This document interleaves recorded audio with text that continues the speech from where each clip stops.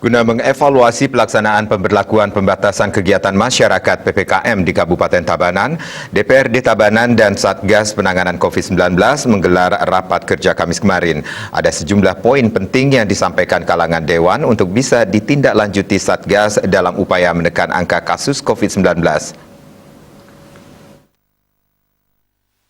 Salah satunya mempertegas dan meningkatkan kembali penerapan Prokes 3M di seluruh jajaran elemen baik desa adat, perkantoran, serta pasar.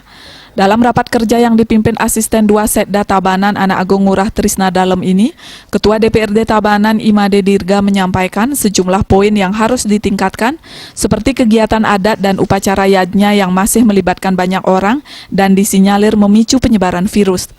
Terkait ini, Dewan mendorong Satgas meminta masyarakat yang melaksanakan upacara adat melaporkan pada aparat desa setempat sehingga bisa dilakukan pengawasan prokes lebih ketat lagi.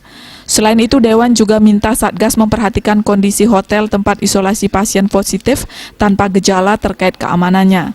Laporan yang diterima lalu lalang warga yang menjenguk justru bebas, sehingga perlu adanya petugas keamanan, serta penyiapan tambahan fasilitas tempat tidur di rumah sakit rujukan ataupun rumah sakit swasta untuk antisipasi peningkatan kasus seiring kian masifnya gerakan 3T yang dilakukan Satgas.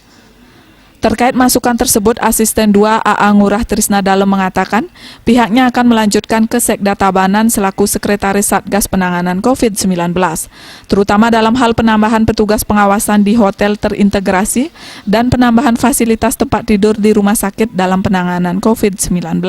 Puspawati Bali Pos melaporkan.